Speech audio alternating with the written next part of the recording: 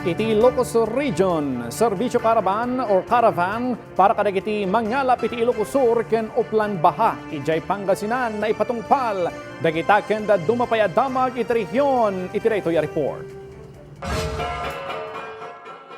Nang ipatulod iti non-food items sa DSWD Field Office 1, iti DSWD National Capital Region, kaspaseti kanayunan at tulong para kadagiti pamilya, ang apektaran iti uram, ijay Taguig City.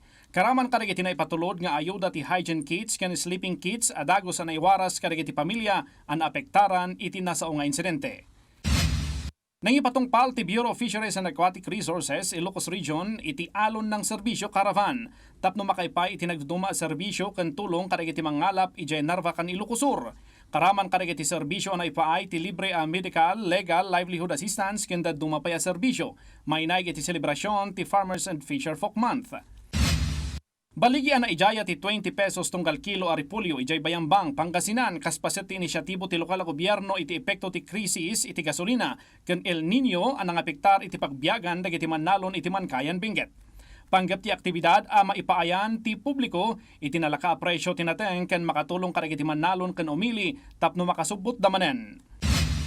Kabayatan na inyuswa ti Department of Public Works and Highways ti Uplan kontra Baha ijay Bugalyon, Pangasinan. Kanayon ngamin amalaylayos ti barangay Samat, Asinggan ken Pantal. Nakatutok ti uplan iti panagdalos kadagiti kanal ken drainage system tapno maliklikan ti panakalayos dagiti nasa lugar.